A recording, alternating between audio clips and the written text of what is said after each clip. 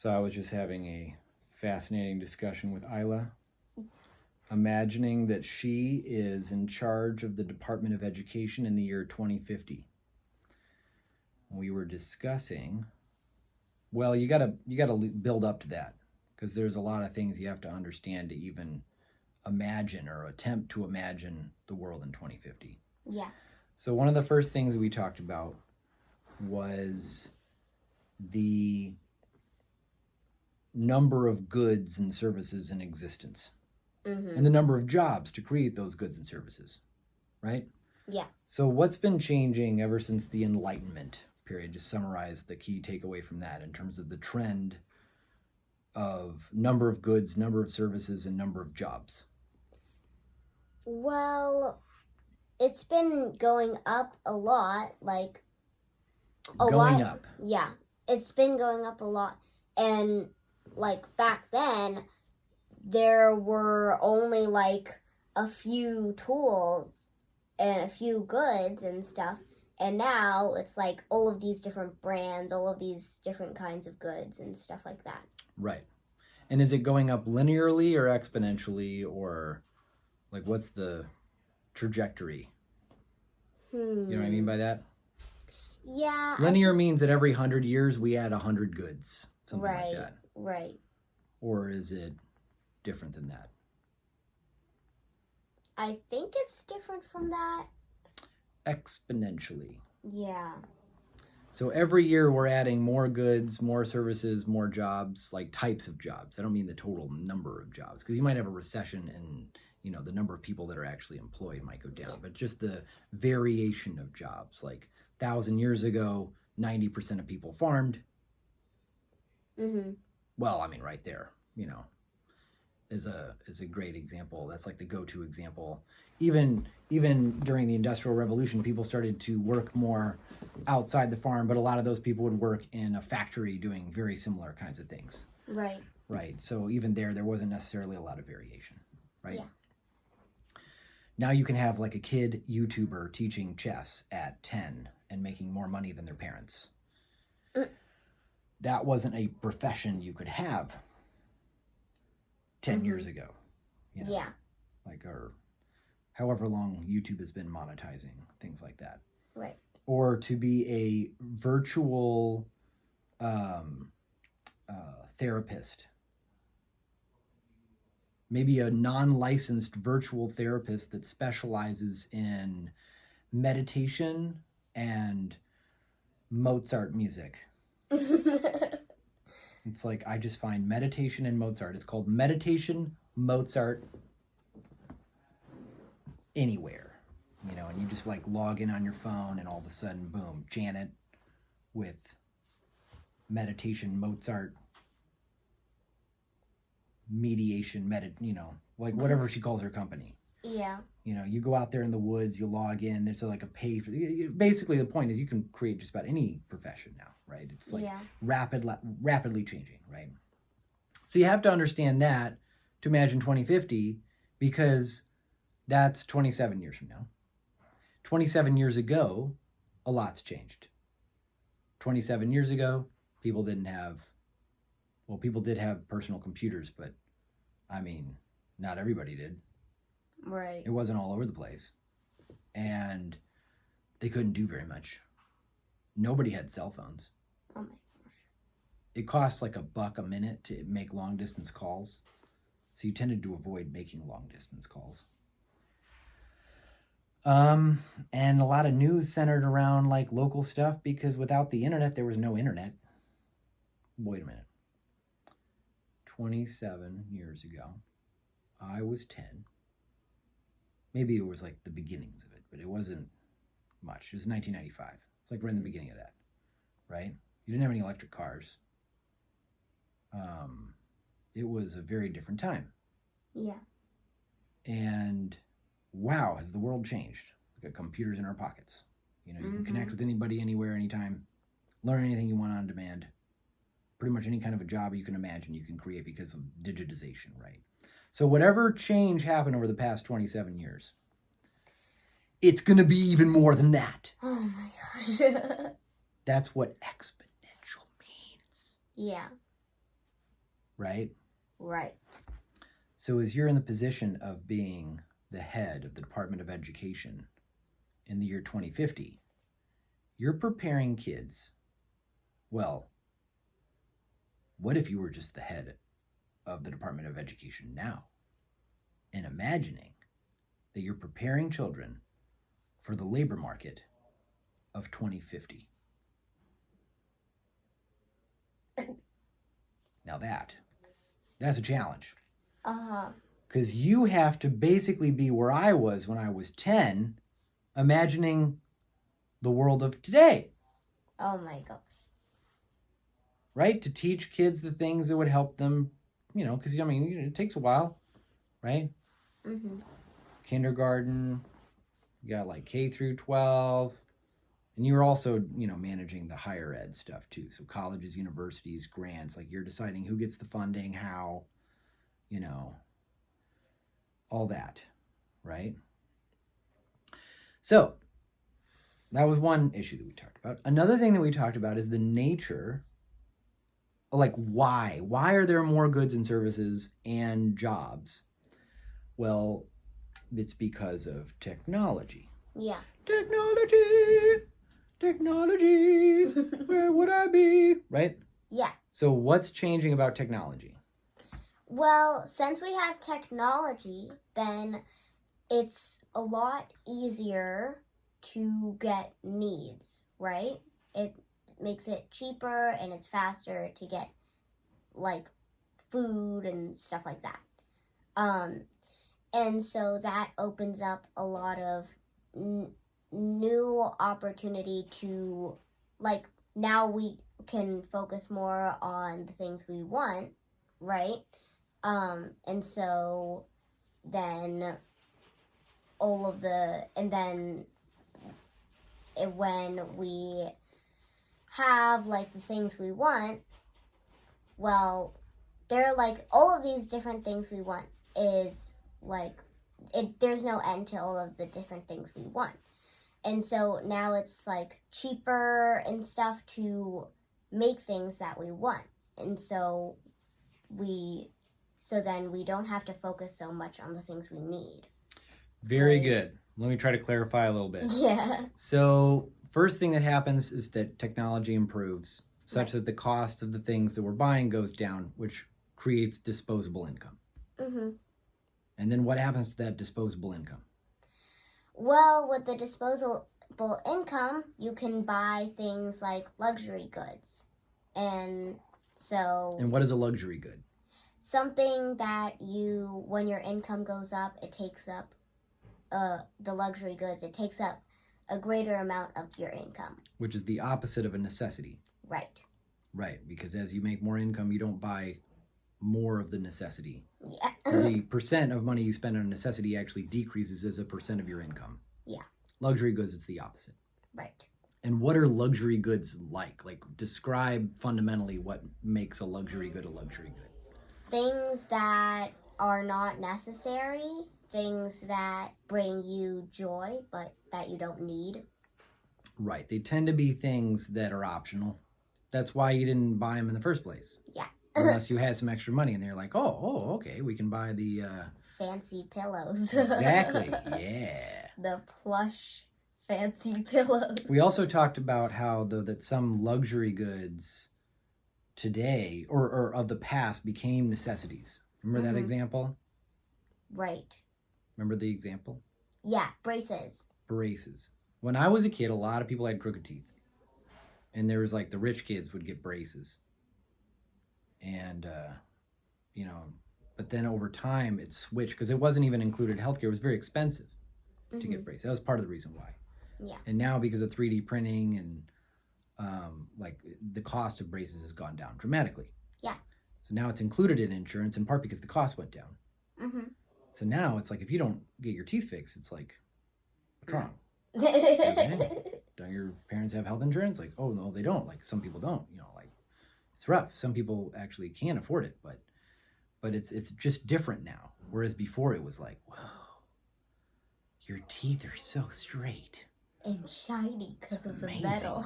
It's kind of the way that people used to think about oranges. 1,000 years ago, fresh fruit out of season didn't ever even happen. Really? Yeah. Oh my gosh. You ate the food that was grown within 20 miles of wherever you lived. Yeah. Right? So, like, if you had an apple in the winter, that was like a big deal. That was like, oh my God, you've got an apple? You are so lucky. I wish I had an apple. Like, the only people that had apples were like princes, you know, like the folks that just had ridiculous connections and lots of wealth, because they would have to get that apple somehow like trucked over to them. Like, basically, you're like sending a ship from the southern hemisphere up to the northern hemisphere, and like maybe for a brief period of time they would actually have something fresh out of season. You know, you're bringing it in from, like, let's say like in the United States, like from Florida, to get it up to Washington D.C., like an orange, right? You know, it's very expensive. Anyway, my point is that even what we consider to be, people don't consider a fresh fruit today to be to be a luxury good. Yeah. Right? So a lot of these things change. So there's also a shift of like what used to be the luxury becomes a necessity. And then sometimes it just falls away completely.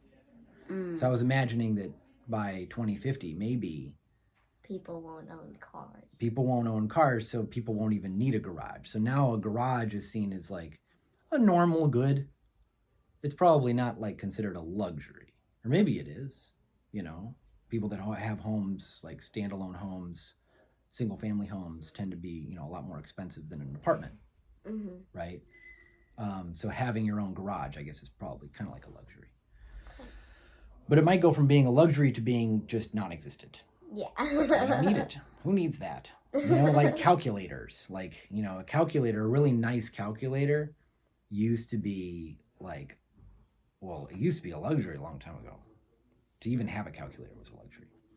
Then it became a necessity, because schools were like, you can't use that calculator, that's cheating. And then kind of like what eventually they'll get around there with ChatGPT as well, where instead of looking at the calculator as cheating, they'll just be like, okay, well, I guess you should probably learn how to use a calculator, because you're not going to just be sitting around doing math problems if you're actually applying mathematics to do your job. Yeah. So then they let calculators in school. And there are these fancy ones called like a TI 89 plus something, I can't remember, but it was like, it cost like $150 or more. I can't remember. It was a lot at the time. This is 17 years ago, 20 years ago ish. Wow. Yeah, 20 years ago. I was 17, you know. So we would buy this thing, but now, how often, like, have you seen a calculator recently? Yeah. Oh, yeah? Where? Like, I think in my friend's house, I saw a calculator. They exist. They're out there, but everybody has them on their phones. Yeah. You know, so you don't actually need a calculator. Yeah. So it became one of these things that was like a luxury, then a necessity, and then it's gone. I've got a calculator on my phone. Yeah, right. So, all these things. So now let's think a little bit about the nature. So what does this mean in terms of the luxury, necessity, increasing jobs and services and goods? Like, basically the process is that technological innovation reduces the cost of the things that people are buying. In the process of that, something happens. You have more disposable income. Yeah. Right? Right. And what happened over time is that people just saved more and more of that disposable income so they could spend more time with their families and didn't buy anything new that they didn't need. And then, capitalism collapsed, and actually we just got rid of money because we had enough basic food, shelter, clothing, and housing. Like, we had everything that we needed, and so we actually just abolished money because it was like, what's the point? We could just dedicate certain resources to making sure everybody has the basics. So we just sit around and sing Kumbaya together, holding hands. Kumbaya, my Lord. Just got more stuff. What? We just got more stuff. What? I mean, look around you. Oh, yeah. Sorry. Okay. Well, some economists thought that. There were some economists, some famous economists, during the Industrial Revolution that were talking about how excited they were because pretty soon we wouldn't need money anymore. Yeah, it's true. Yeah. They're all excited because they're like, hey, look, the cost of things like knives dropped like 95%. Because it used to be that you would have to go to the blacksmith. You could tell them exactly what you wanted because they would customize it anyway. Like, they're going to make it from scratch, banging it with a hammer on the anvil, Mm-hmm. I've never done it, but I've seen movies. It's not that hard. You just bang it. And but then all of a sudden we start, producing all these goods in factories, and it's like, yeah, you can have whatever knife you want as long as it's this one. Yeah. Right? But in the process, though, it dropped the cost of producing these things so dramatically that everybody bought that knife. Even if it wasn't the knife that you wanted exactly, you're like, whatever, does the job, right? So personalization of products dropped dramatically during the Industrial Revolution, but the cost fell so much that it pretty much incentivized everybody to buy the same things. So everybody had the same knives, drove the same cars, Model T, ate the same ketchup, Heinz.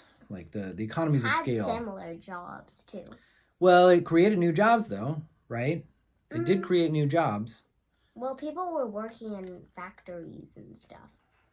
Mm-hmm. Similar jobs. Yeah, but you didn't need as many people to grow the food.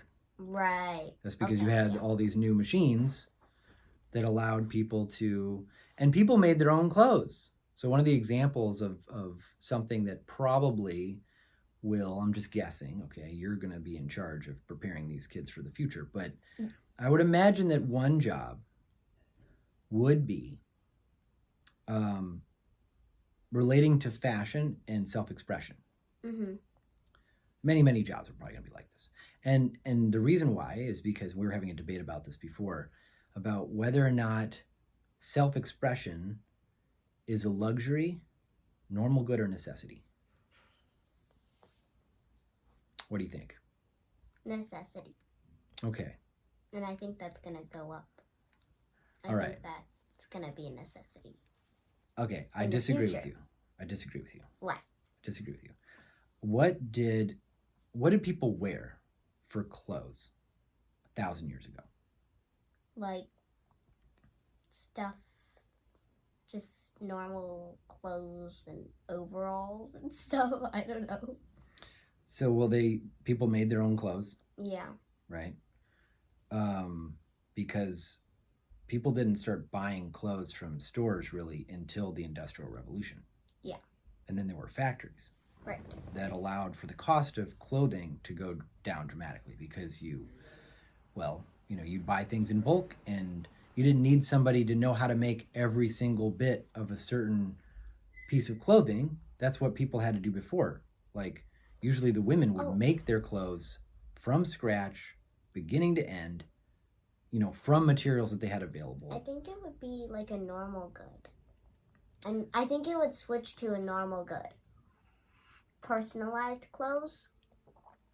Right now, it's kind of like a luxury. Like, no one gets personalized clothes. Well, they're starting to more and more. Take like Exactly. the 3D printed shoes, the soles in shoes. Yeah. Not the whole shoe so much yet, but it's coming. But I think it's going to become a normal good. Well, let's look back 1,000 years ago about who actually was able to express themselves through what they wore. Okay? Mm-hmm. The people working in the fields, what did they wear? They wore homemade clothes. Homemade clothes. And what were those clothes designed to do? Be comfortable. Comfortable. I mean, if they could. I mean, if they were uncomfortable, then you sucked it up. But yeah. What did you need those clothes to do? Protect from the sun. Protect from the sun. Rain, protect from the rain. Durable. Protect from the cold. Yeah, keep you warm. Mm-hmm. So it was doing things that were necessary. Yeah. What about expressing yourself?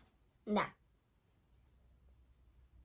No? You weren't there on the field being like, yo guys, check out my hoodie. WEquil.School. You know, like, no? No. Check out my Nike farm clothes. I love Nike. You know, there were no brands. You weren't signaling something about your identity. You were just trying to cover up your butt, right? Keep yourself from getting sick from the cold. Is it? Keep your body protected. There was no self-expression in these clothes. Is it Who did, though? Who did engage in self-expression with clothes 1,000 years ago? Some the people rich did. people? The rich people. They would have their, like, all the flowers and stuff in their hair. Oh, sure. There was all kinds of weird things. People that had the means have been dressing weirdly forever, ever since we had the ability to imagine weird things to do with our appearance. Yeah. You know? And it's not like the farmers in the fields wouldn't like to express themselves. It's just that if they were going to express themselves, then usually it was the moms and the wives that were the ones making clothes. So they had to have, one, the means to get expensive materials, as opposed to just getting whatever furs. People wore a lot of furs. It's like, hey, honey, I'd really like to express my love of zebras. You know, I'm feeling as deep down, I feel like I connect as a zebra, and I just want people to know how much I love zebras. And it's like, Fred, you're wearing this coon skin because you've been shooting raccoons, you know, not even shooting. Well, I guess with a bow and arrow, you know, they were wearing the things they could find for clothes. Yeah. You weren't expressing your love of raccoons. You were wearing raccoon skins because that's what you could use to keep yourself warm. Yeah. So that changed. Mm-hmm. That changed. Well, it didn't always change. The fact that people that had the money could use clothing as a form of self-expression has been around for a very long time. Right? Mm-hmm. So who was using it for self-expression? The rich people. The rich people, which means it's what kind of good? Luxury, but it used to be luxury. It used to be. Oh. Yeah. It used to be a luxury, but now it's getting a lot cheaper. And it's going to keep It's gotten cheaper to do, but then that's the key question. It's going to get a lot cheaper as well. And also, personalized clothes and different clothes is also going to get a lot cheaper. And so... Just because it gets cheaper doesn't mean that it becomes a necessity. But then, I mean normal good. But then, if it becomes a lot cheaper, then, and you can do it, and you want to do it, then doesn't it become a normal good if it's a lot cheaper? Whether or not it becomes a normal good. Normally. People are just going to do that for normal. So it's a normal good. No, normal good means that it doesn't change as a percent of your income as your income goes Yeah, up, I know. Right? Yeah. So I think the key question there becomes, like, are people going to engage a higher percent of their income 25 years from now on basically style and self-expression? And that's really tough to know because you also have to kind of know the changing nature of the costs associated with it. Like, what if the costs associated with self-expression through dress just goes down so dramatically because of technology? So it's possible that, you know, well, it's hard to know. Okay, I think it stays a luxury. Here's why I think it stays a luxury. Okay. Even if the cost goes down dramatically, I think that self-expression is something that will always and forever be something that people want more of because we're all unique. And to the extent that we have power, money, resources, we always want to try to look good. Okay. That's why. And so if you can imagine something absolutely absurd. Imagine something just totally absurd. Imagine that in the future it's extremely expensive, but there actually is the money to get these new kinds of clothes that all you have to do is like push a button and it'll like wrap itself around you and like auto like change you, okay, into new outfits. Okay, it's futuristic technology. It's like doesn't exist today. Very expensive, but it allows you to actually change what you're wearing, change your appearance every hour. Mm-hmm. You know, like let's say you're on a date with somebody, and you want to like impress them, and then for dinner you're wearing one thing, and then, for the main course you're like, let's switch it up.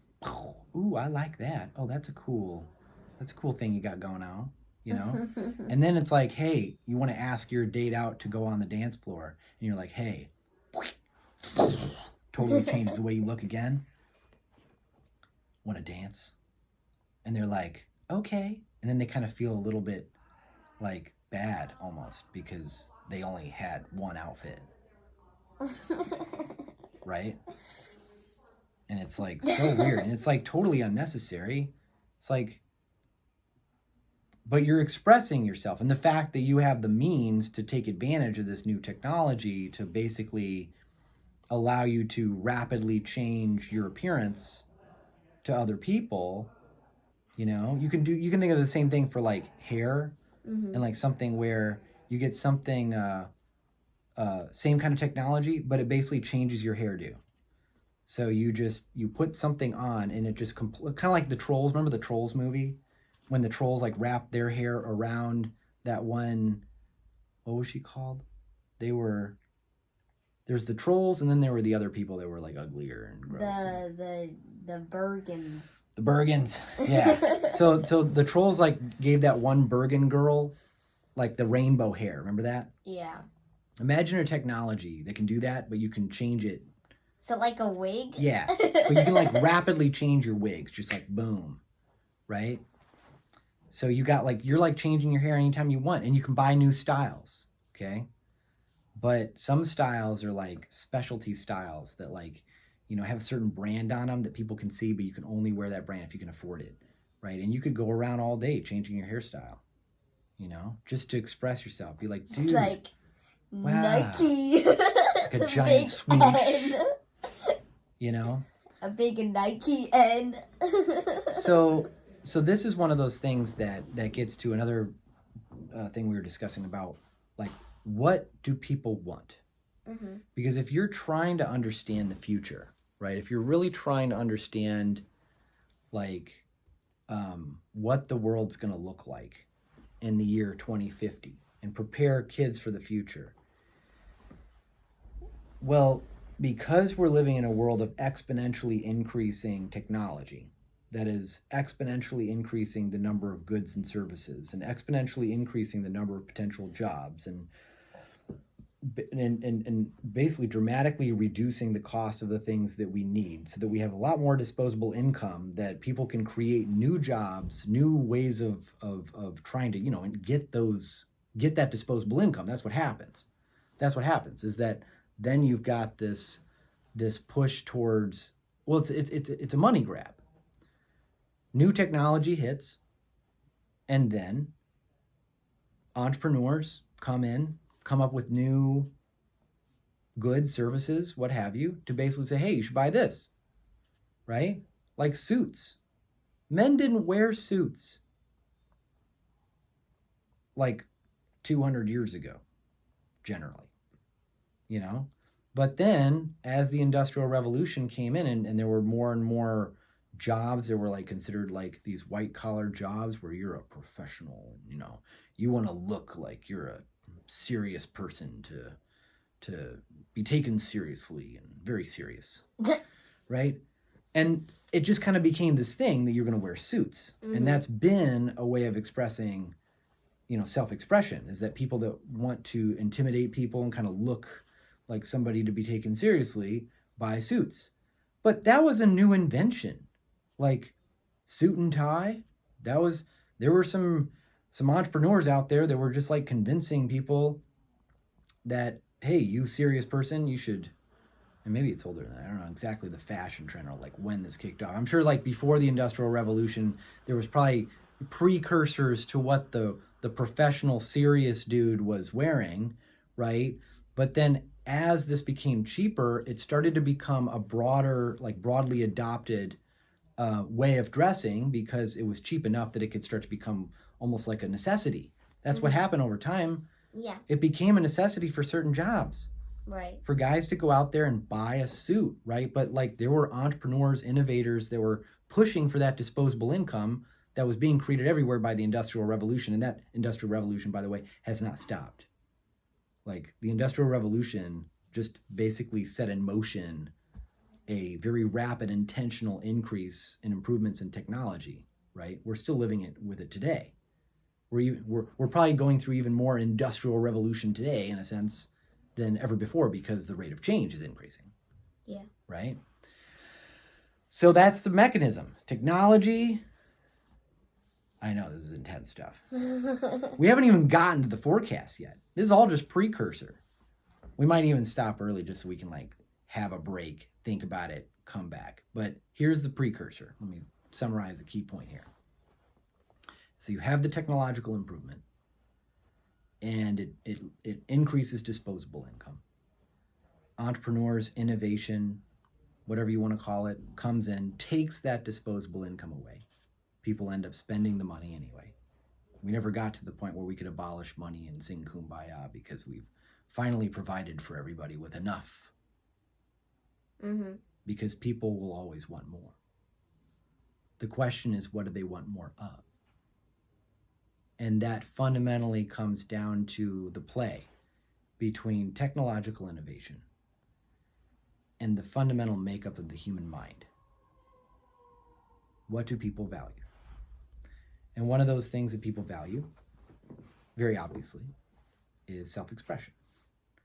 Because it actually relates to another fundamental value, that people want attention. People want to be seen as unique and valuable by other people. We're social mammals. We're always going to want that. Yeah. We're also going to want to live longer. We're going to want to have more moments of fun and excitement, good emotions. We want to seek out experiences or goods or services that can, one way or another, whether they actually make us happy isn't what's important. It's whether or not people will actually go out and, remember the whole, we had a discussion about revealed preference? Yeah. Right? So you can say that somebody, maybe they don't like Instagram, but if they're going to spend a lot of time on that new technology, the revealed preference is that they like this thing. Yeah. Right? And people spend more time at theme parks now. Like they're spending more and more money on like luxury things, right? These things that give them entertainment value, fancy TVs, better phone, better video games, gamification. Oh, people are going out and seeing more movies than ever. They're going to continue to see more movies. They're going to continue to see more, or maybe not movies, but they're going to want engaging entertainment because people want distractions from the fact that they're going to die and like other things that make people nervous or like hide them from their problems. Like this is one reason why people use social media. It's just like, I'm not thinking about my problems. I'm looking at random stuff that's distracting. That's one of the reasons why people use their phones, right? So why people actually do it, I know. We're getting there. We're getting there.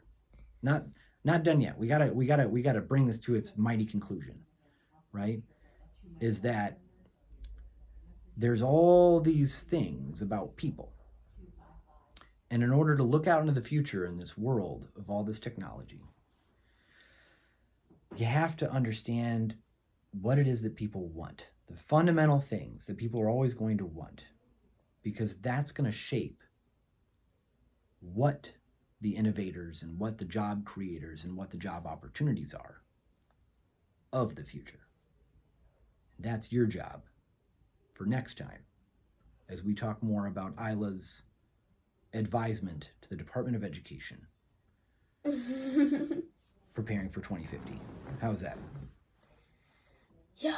It's a good introduction. It's big responsibility. Okay. Right. All right. Good stuff. Good job.